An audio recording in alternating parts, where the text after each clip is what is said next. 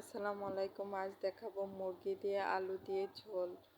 এটা আমরা সবাই সবসময় খেয়ে থাকি। এখানে আমি কতগুলো আলু কেটে নিয়েছি, ছুলে ধুয়ে নিয়েছি এবং মুরগির মাংসটা কেটে ধুয়ে নিয়েছি। এবার একটা কড়াইতে দিয়ে দিলাম পেঁয়াজ কুচি ও রসুন থেতলানো। এগুলো দিয়ে ভালোভাবে ভেজে ব্রাউন কালার করে নিব। এবার যখন ভাজতে ভাজতে ব্রাউন কালার হয়ে আসবে, তখন আমার পেঁয়াজ ভাজাটা শেষ হবে। এর মধ্যে দিয়ে দিচ্ছি কাঠ মশলা, এলাচ ও আস্ত জিরা দিয়ে পেঁয়াজের সাথে একসাথে ভেজে নিব। এখানে আমি মশলা বাটা, আদা বাটা, রসুন বাটা, জিরা বাটা ও ঝাল বাটা একসাথে দিয়ে দিচ্ছি। দিয়ে মশলাগুলো ভালোভাবে নাড়াচাড়া করে কষিয়ে নিব, যাতে কোনো কাঁচা গন্ধটা না আসে। মশলাগুলো একসাথে করে আমি ভেজে নিচ্ছি। একটু কিছু সময় নিয়ে ভাজবো। আপনারাও সবাই সময় নিয়ে ভাজবেন, দেখবেন কোনো কাঁচা গন্ধ আসবে না। এবার দিয়ে দিচ্ছি হলুদের গুঁড়া, স্বাদ মতো লবণ দিয়ে উল্টে পাল্টে ভালোভাবে নেড়ে নেব, যাতে হলুদের কালারটা সুন্দর হয়। দিয়ে দিচ্ছি সামান্য পানি, মশলাটা আরও ভালোভাবে কষানোর জন্য। যখন আমার মশলাতে তেল বের হয়ে আসবে, তখন আমার মশলাটা কষানো প্রায় শেষ হবে। এই যে দেখুন, আমার তেল বের হয়ে আসছিল এবং মশলাটা কষানো শেষ হলে আমি এক পর্যায়ে সব আমার কেটে রাখা মাংস ও আলুগুলো একসাথে দিয়ে দিচ্ছি। এবার এগুলো উল্টিয়ে পাল্টে মশলার সাথে ভালো করে মিক্সড করে কষিয়ে নিব। আর মশলাটা যদি প্রত্যেকটা মাংসতে এবং আলুতে যায়, তাহলেই মাংসের স্বাদটা লাগে, আর না হলে মাংস খেতে বেশি একটা ভালো লাগে না।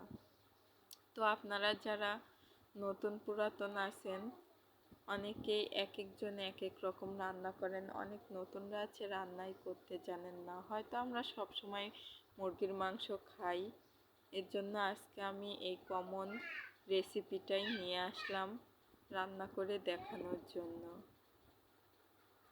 মাংসটা আমি উল্টিয়ে পাল্টে নেড়ে ভালোভাবে কষিয়ে নিব। এই যে দেখুন, আমি ভালোভাবে কষাচ্ছি।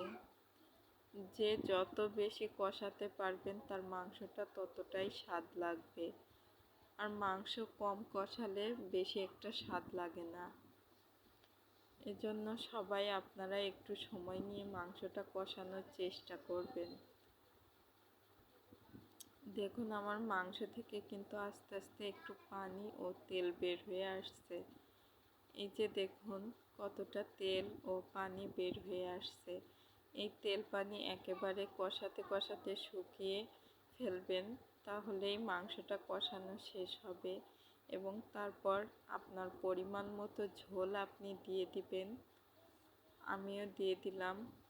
এবার মাংস ও আলুটা ভালোভাবে সুন্দর করে নেড়ে পানির সাথে দেখব পানি আর লাগে কিনা। যদি লাগে একটু দিয়ে নেবেন, আর না লাগলে তো এটাই ভালোভাবে নাড়াচাড়া করে জাল করবেন।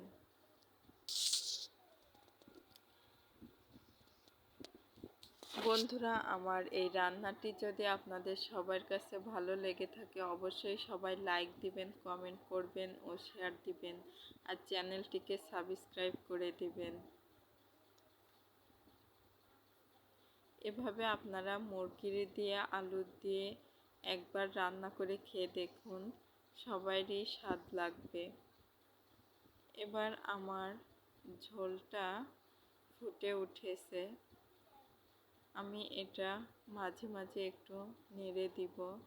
যখন ঝোলটা একদম কমে আসবে, মাখা মাখা হয়ে আসবে, তখনই আমি আমার রান্নাটা শেষ করব।